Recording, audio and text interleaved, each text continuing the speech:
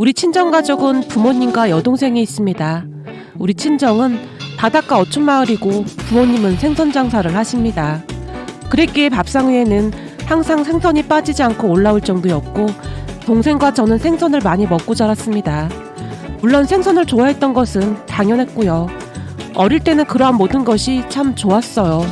옛 기억을 떠올려 보면 장사를 마치고 돌아오신 부모님이 석쇠에 생선을 구워주시긴 했는데 그 맛이 아주 꿀맛이었어요. 비록 풍족하진 않았지만 우리 가족은 참 행복했습니다. 부모님은 우리 자매를 끔찍히도 아끼셨고 그러한 부모님의 사랑을 받으며 우리는 잘 성장해 갔어요. 그런데 제가 사춘기가 오면서 조금씩 삐그덕거리기 시작했는데요. 아마도 제가 중학교 때였을 거예요. 학교에 갔는데 제 옆을 지나가던 담임 선생님이 아유 생선 비린내! 라고 짜증 섞인 목소리로 말을 하더니 아참 너네 집 생선 가게 한다고 했지? 예 수진아 부모님이 생선 가게 하는 건 다 이해하는데 최소한 다른 사람들한테는 피해주면 안 되잖니? 그러니까 항상 깨끗하게 하고 다녀야 하지 않겠니? 너 때문에 교실에 생선 비린내가 진동하면 다른 친구들은 어떻겠니? 라고 말을 했는데 지금도 참 이해가 되지 않는 부분이 한참 예민한 사춘기던 제게 어떻게 그런 말을 할 수가 있었을까요? 그리고 그런 선생님의 말은 큰 파장을 불러일으켰는데요. 덕분에 친구들이 다들 저를 이상한 눈으로 바라봤고 뭐야 교실에서 계속 생선 비린내가 났던 게 다 쟤 때문이었어? 라고 수근거리는 소리와 함께 그러니까 어쩐지 이상하더라. 생선 가게 딸인 건 이해하는데 냄새는 안 나게 해야 하는 거 아니냐? 친구들이 수근거리는 소리가 교실 안을 가득 메웠어요. 그런데 그런 소리를 듣던 제 단짝이자 짝꿍이던 미경이가 선생님 우리 부모님도 생선 가게 하는데요? 그리고 제가 아무리 맡아봐도 수진이 몸에서는 생선 비린내 그런 거 안 나요 라고 말을 했는데 그럼 미경이의 말에 선생님이 뭐? 너 지금 선생님한테 뭐라고 한 거야? 네가 지금 선생님한테 따지기라도 하겠다는 거야? 흥분까지 한 채 미경이를 노려봤어요. 아니요 제가 감히 어떻게 선생님께 따지겠어요. 저는 다만 수진이한테는 그런 냄새가 안 난다고 말하고 싶은 것 뿐이에요. 미경이도 지지 않고 선생님을 노려보다시피 하며 말했어요.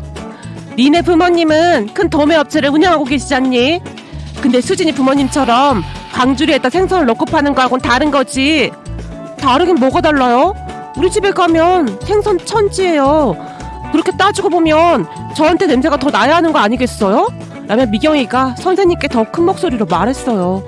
그런 둘의 대화로 인해 교실 안이 순식간에 조용해졌고 알았으니까 그만하자 라며 선생님이 급히 교실을 나가버렸어요.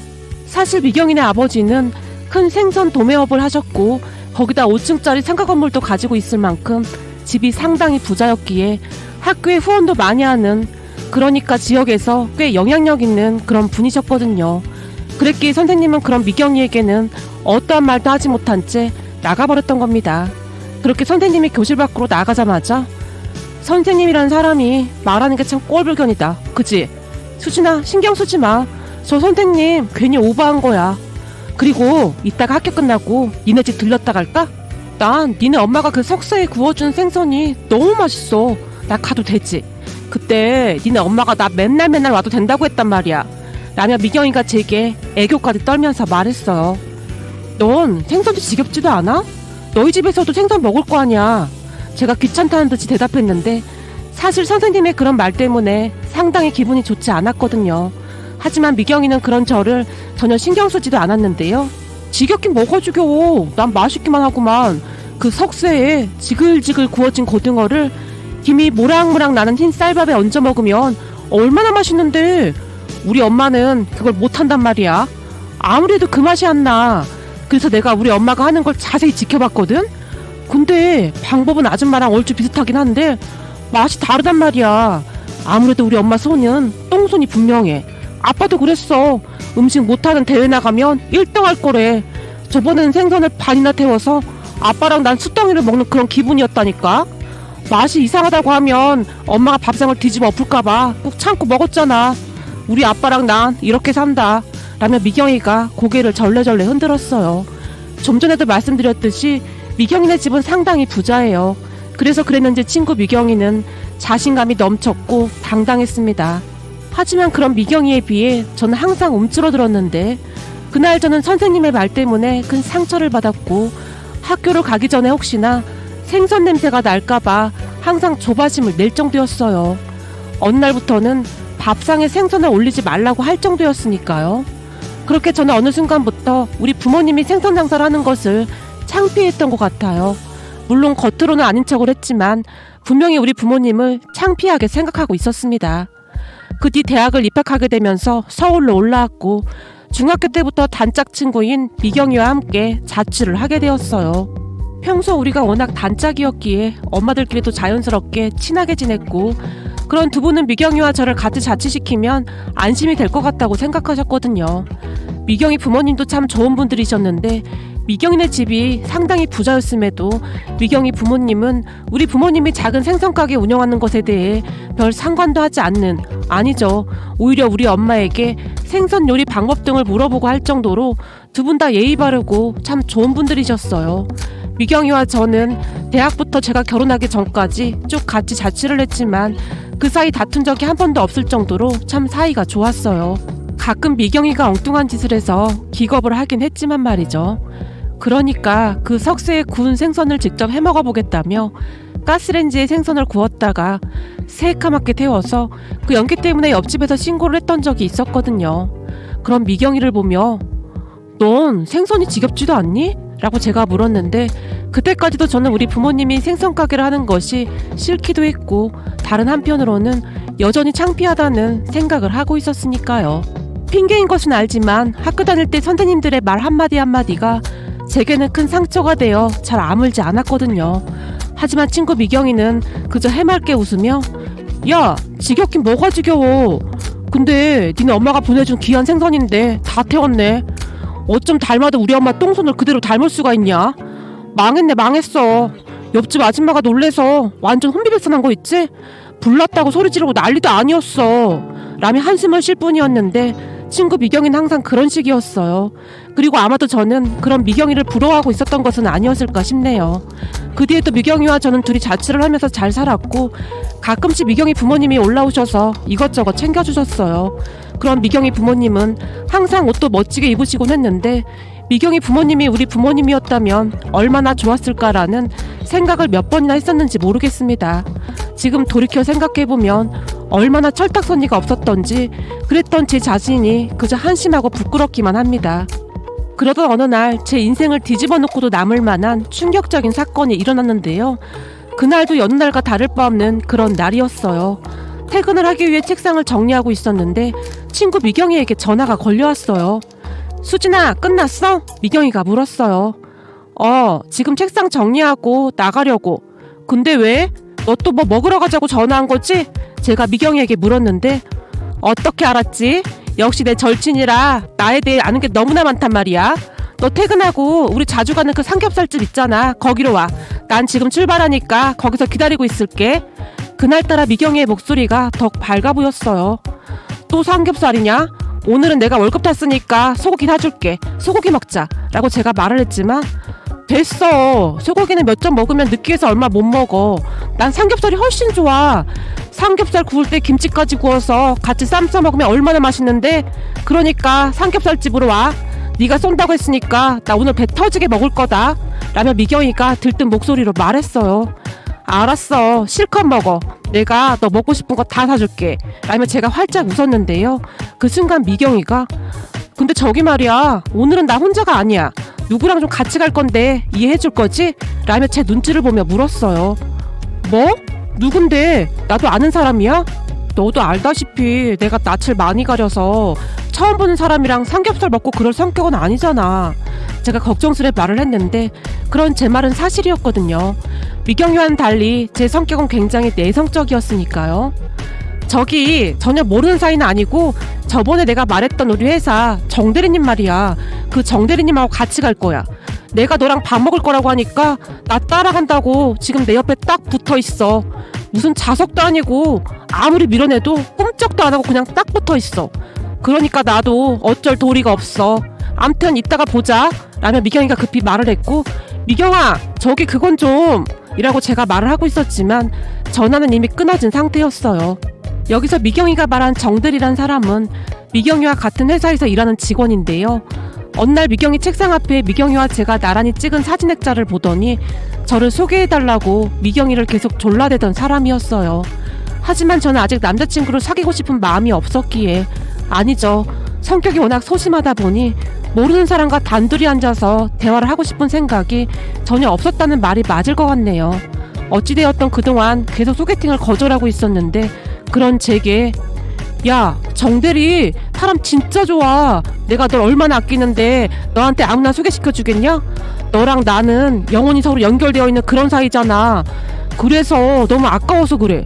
그 정도면 인물도 좋고 거기다 성격은 뭐 말할 것도 없고, 우리 회사 여직원들 중에서도 정대리님 눈에 들려고 안간힘을 쓰고 있는 사람이 한둘이 아니야. 근데 그동안 돌부처처럼 꿈쩍도 안 하던 사람이 너한테 홀딱 반했다니까? 라며 미경이가 계속해서 설득했지만 저는 그저 거절할 뿐이었어요. 그랬는데 그날 그 정대리를 데리고 삼겹살집에 나타난 겁니다. 처음 만나는 자리에서 삼겹살집이라니요.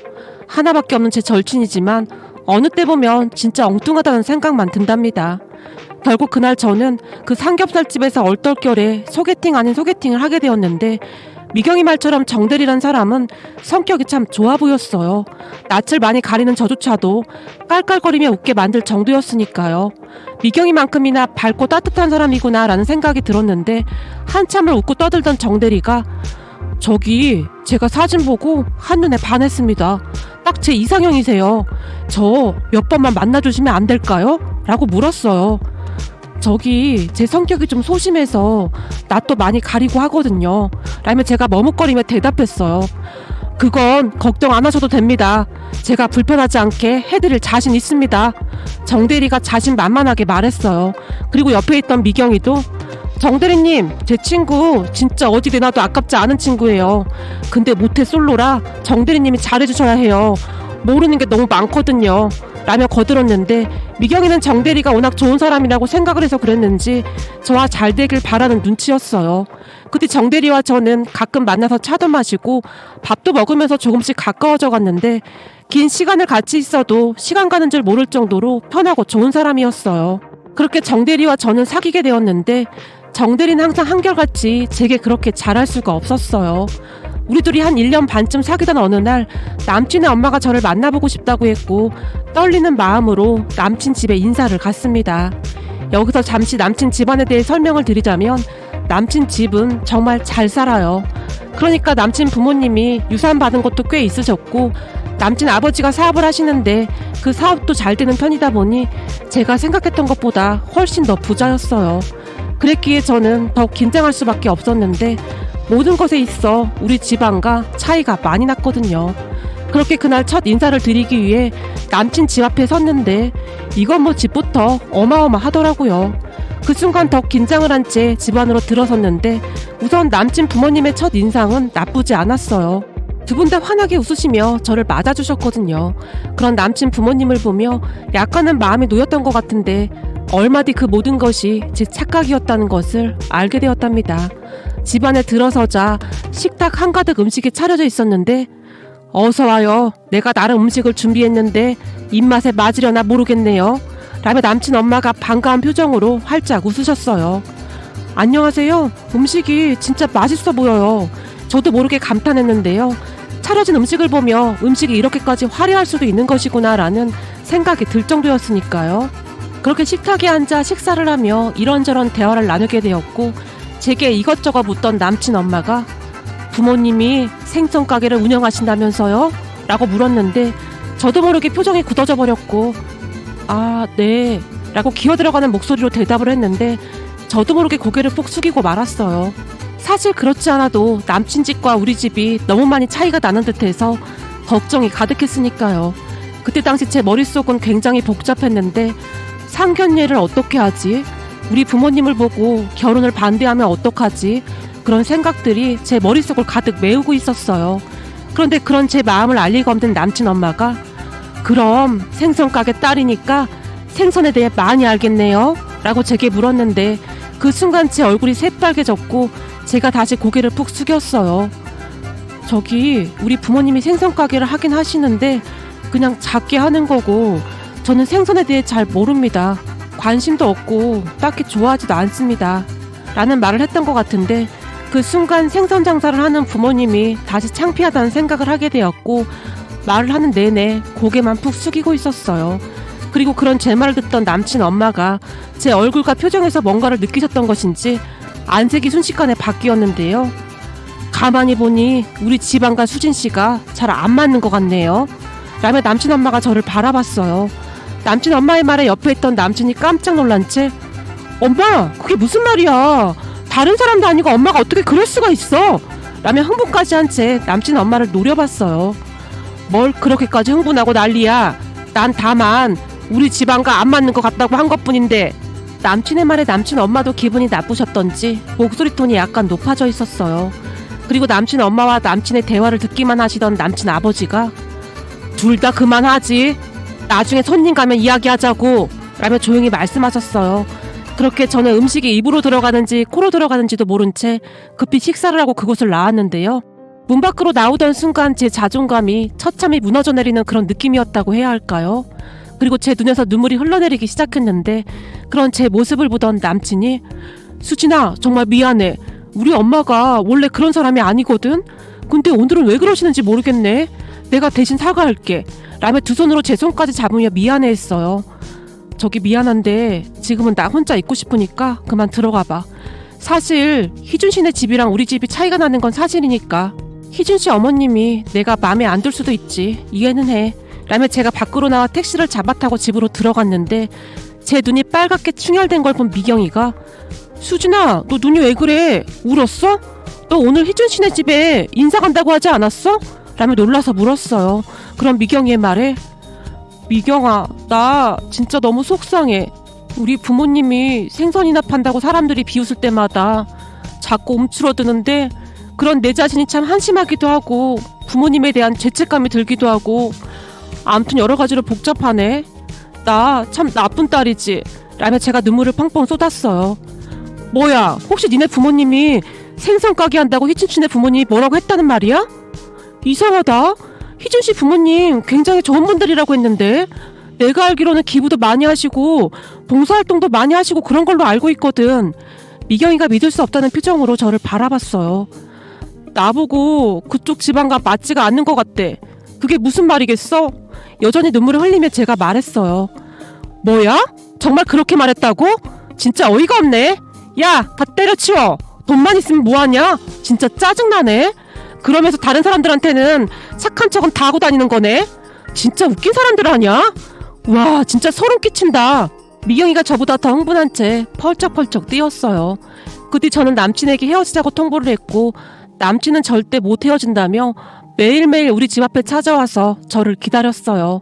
하지만 저는 절대 만나주지 않았는데요.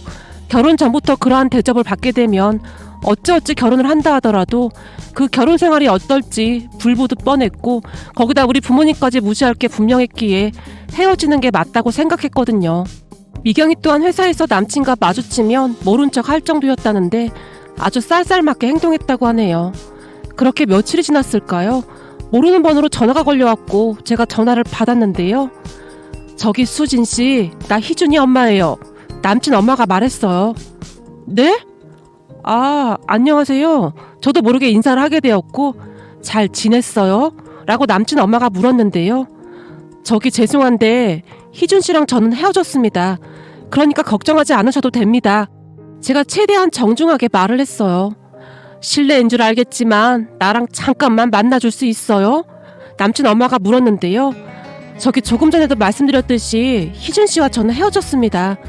그러니까 더 이상 어머님과 만날 이유가 없다고 생각합니다만 제가 다시 정중하게 거절을 했습니다. 잠깐이면 되는데 안 될까요? 내가 수진씨와 긴히 할 말이 있어서 그래요. 남친 엄마가 계속해서 부탁을 했고 그런 남친 엄마의 말에 마지막으로 한 번만 만나보자라는 생각으로 약속 장소와 시간을 잡았어요. 그런 제 말을 들은 미경이가 이미 헤어진 마당에 왜 만난다는 거야? 왜? 당신 아들이랑 헤어진 게 확실한지 확인이라도 하려고 그런데? 참 무서운 사람들이네. 너도 그래. 그런 사람을 뭐하러 만나러 간다는 거냐? 라며 다시 펄쩍펄쩍 뛰며 저를 말렸어요. 네 말이 맞긴 한데 뭔가 기분이 좀 그래. 자꾸 사정하시는 것도 그렇고 왠지 만나봐야 할 것 같은 그런 느낌이라고 해야 하나? 나도 내가 왜 이러는지 잘 모르겠네 라고 제가 미경이에게 말을 했고, 너도 참 모질지 못해서 문제야. 암튼 가서 너한테 돈을 준다거나 그러면 절대 받지 말고 얼굴에 돈봉투 집어 던지고 와야 해. 알았지? 미경이가 아주 진지하게 말했어요. 그게 뭔 소리야? 돈봉투는 또 뭐냐? 너 드라마 너무 많이 본 거 아니야? 왜? 혹시 희준씨 어머님이 네 얼굴에 물이라도 끼얹어 버릴까봐? 라고 제가 피식 웃었는데, 평소 드라마를 즐겨보던 미경이는 이미 자신만의 상상의 나래를 펼치고 있는 것 같았어요. 아마도 내 생각에는 이거 받고 우리 희준이랑 확실히 헤어져줘요. 분명히 이렇게 말할 것 같다니까. 그럼 그 즉시 얼굴에 돈봉투로 집어 던져버리고 가식적인 인간이라고 말하고 나와버리란 말이야. 알았지? 미경이가 다시 당부까지 했어요. 그렇게 며칠 뒤 남친 엄마를 만나러 갔고, 한 카페에서 조용히 차만 마시던 남친 엄마가 혹시 밥 먹었어요? 라고 제게 물었어요. 아니요. 근데 저는 지금 밥 생각이 별로 없어서요. 혹시 희준 씨랑 헤어진 거 확인하시러 나오신 거라면 걱정하지 마세요. 우리 둘은 분명히 헤어졌거든요. 저한테 돈봉투 내밀면서 헤어져 달라는 그런 부탁은 하지 않으셔도 된다는 말씀 드리는 겁니다. 라며 남친 엄마를 바라봤어요. 그런데 그 순간 남친 엄마가 뭐요? 돈봉투? 도대체 그런 생각은 왜 한 거예요? 라며 갑자기 큰 소리로 웃기 시작했어요. 아니, 그것 때문에 저 만나러 오신 거 아니세요? 부잣집에선 대부분 그렇게 한다고 해서요. 남친 엄마가 너무나 큰 소리로 웃으셨기에 그 순간 제 목소리가 기어들어가고 있었는데요. 그런 저를 보던 남친 엄마가 혹시 물컵에 있던 물을 막 얼굴에 끼얹어 버린다든지 뭐 그런 거 말하는 건가? 라며 살며시 물컵을 집어들었는데 순간 저도 모르게 뭘 움찔하고 말았네요. 그런 제 모습을 보며 남친 엄마가 다시 큰 소리로 웃었는데요. 수진 씨는 내가 생각했던 것보다 더 재밌는 사람이네요. 라며 저를 빤히 바라봤어요. 네? 그게 무슨 말씀이신지요? 제가 놀라서 물었고, 그러니까 우리 같이 밥이나 먹어요. 아, 그리고 내가 물을 끼얹는다든지 돈봉투를 준다든지 그러진 않을 테니 걱정하지 말고요. 라고 말하던 남친 엄마가 다시 큰 소리로 웃었어요. 그렇게 저는 마치 뭐에 홀리기라도 한 듯이 남친 엄마를 따라 식사를 하게 되었는데, 남친 엄마가 조금 허름한 식당 앞에 차를 세우더니 여기가 내 단골 식당이에요. 중요한 사람 올 때마다 오는 곳인데 맛이 아주 끝내줘요. 라며 식당 안으로 들어갔고, 그런 남친 엄마의 뒤를 따라 저도 식당으로 들어갔는데요. 그냥 허름한 백반집이었어요. 그런데 남친 엄마를 보자마자 제 나이 또래 아가씨가 남친 엄마에게 다가오더니 오셨어요? 요즘은 바쁘셨어요? 왜 이렇게 오랜만에 오셨어요? 라며 반갑게 맞아줬어요. 그러게 그동안 바빠서 이제야 왔네. 잘 지냈지? 라며 남친 엄마가 그 아가씨의 손까지 덥석 잡았어요. 그런 둘을 저는 그저 멍이 바라만 보고 있었는데요. 그 아가씨가 저를 살짝 바라보는 듯 했는데, 아, 우리 며느리감이야. 라며 남친 엄마가 아가씨에게 저를 소개했어요. 진짜요? 와, 엄청 예쁘시네요. 아드님이 드디어 결혼하시는 거예요? 축하드려요. 라며 아가씨가 활짝 웃었어요. 그렇게 저는 얼떨결에 그 아가씨가 안내해주는 자리에 가서 앉았고, 잠시 후에 식당 주방 안쪽에서 한 아주머니가 다시 나오셨는데 남친 엄마에게 오시더니 수어로 뭐라 인사를 했어요. 그리고 그 아주머니의 수어를 보더니 남친 엄마도 수어로 대화를 하고 있었어요. 그 모습을 저는 그저 놀란 채 지켜보고 있었는데요. 알고 보니 주방에서 나온 그 아주머니가 그 백반집 사장님이셨고, 조금 전에 봤던 그 아가씨가 그 아주머니의 딸인 듯 했는데요. 음식을 나르던 그 아가씨가 아가씨의 엄마를 보더니 아주머니가 오시니까 우리 엄마가 주방에서 나오는구나. 평소에는 한 발짝도 안 나오면서. 라며 우리 쪽으로 오더니 남친 엄마를 보며 근데 그동안 수어가 진짜 많이 늦었네요. 라고 물었어요. 내가 얼마나 많이 연습하는 줄 알아?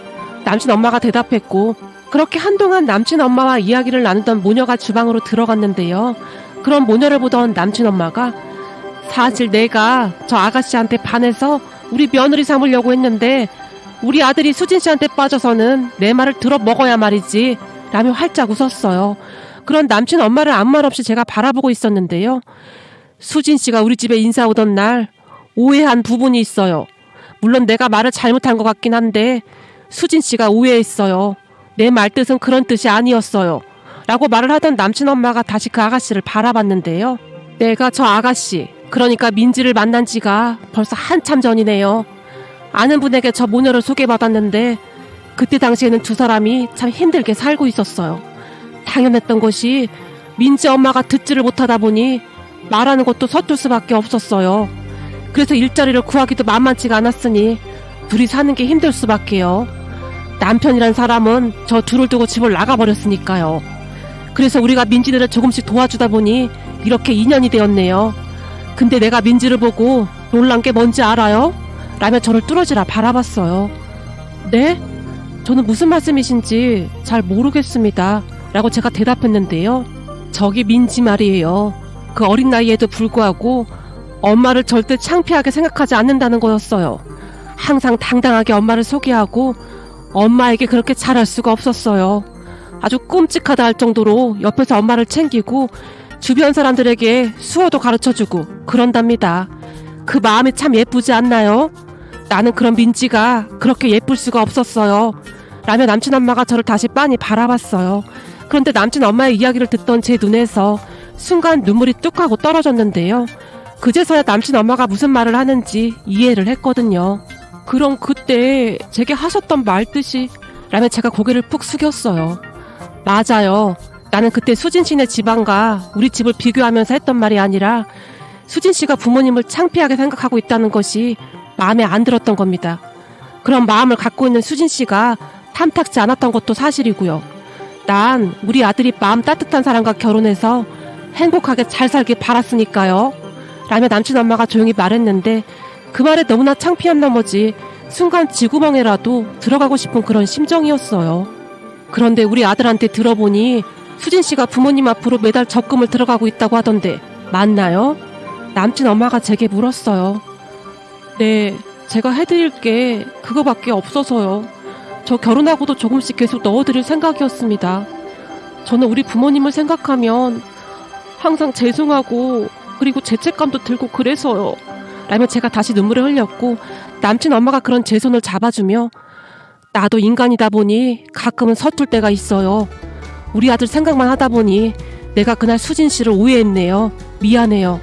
그러니까 우리 아들하고 다시 잘 만나봐요.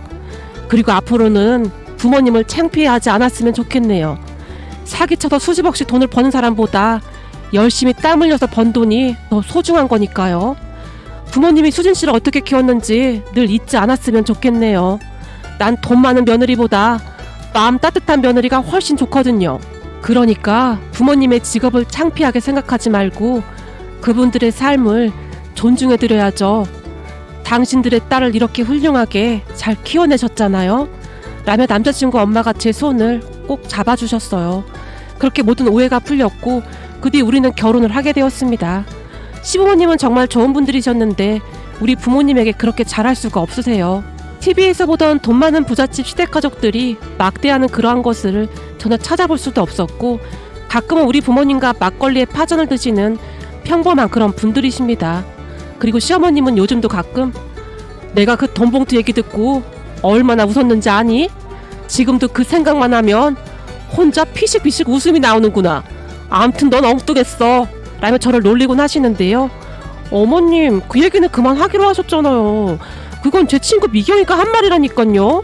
제가 입술을 삐죽거리지만 암튼 네 친구 미경이도 볼수록 참 매력적이야.